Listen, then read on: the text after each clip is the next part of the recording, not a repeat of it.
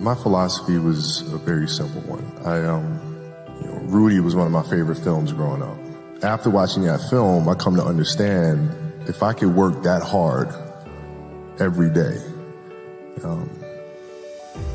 being blessed with the physical tools that I have, what would my career be? And I made a promise to myself from that day that I was going to work that hard every single day so that when I do retire, I have no regrets.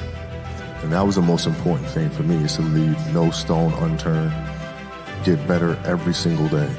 And if I lived that way, then over time, I'd have something that was beautiful. And that was my philosophy. It seems like a pretty simple one, but if you live your life to just get better every single day, and do that for 20 years, what do you have?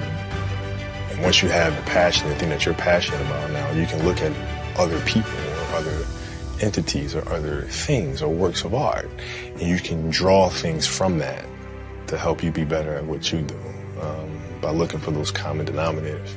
Johnny wanted to know, how do I prepare? How do I prepare? How do I study? How do I view the game? How do you build your game? And my response is much like the way he builds products. You think sequentially. You look at this, the end result of what you want to create, but in order to create that, there's so many other little things that go into this massive entity or device. It's no different than building my basketball game. You start with, what do you want your game to be? What would make your game most unstoppable or hard to deal with? And now you work backwards from there. And you start building it one piece at a time, one move at a time, one counter at a time. My parents were great. Growing up, they instilled in me the importance of imagination, of curiosity, and understanding that, okay, if you want to accomplish something, I'm not just going to sit here and say, yes, you can do whatever you want. Yes, you can, but you have to also put in the work to get there, right? So they taught me that at a really early age, man. And when you grow up as a kid thinking that the world is your oyster, all things are possible if you put in the work to do it, you grow up having that fundamental belief. Who was more influential for you, your father or mother? Both were influential at different points. Right? My mom was there on a daily basis. My father was really influential at a really critical time where I had a summer where I played basketball when I was like 10 or 11 years old. And here I come playing and I don't score 1 point the entire summer, not one.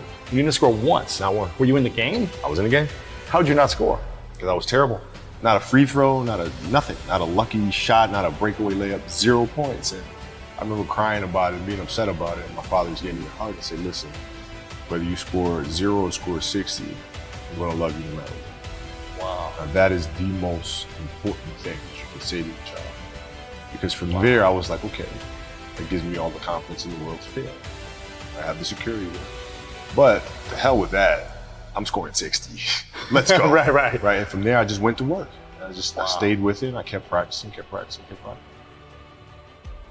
I think that's when the idea of understanding a long-term view became important, because I wasn't going to catch these kids in a week. I wasn't going to catch them in a year, right? So that's when I sat down and said, okay, this is going to take some thought, all right? What do I want to work on first?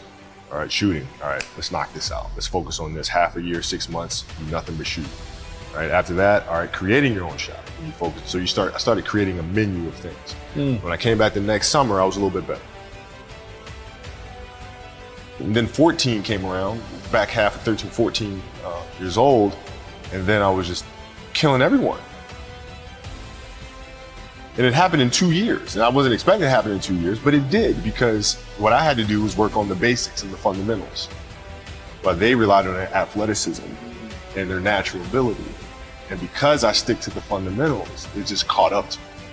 And then my body, my knees stopped hurting, I grew into my frame.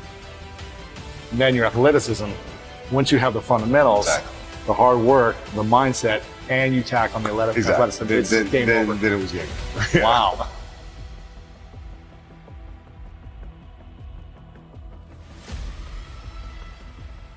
The day could be today that your career is over. Now what do you do? I said, I better get to work. Rest at the end, not in the middle. And that's something I always live by.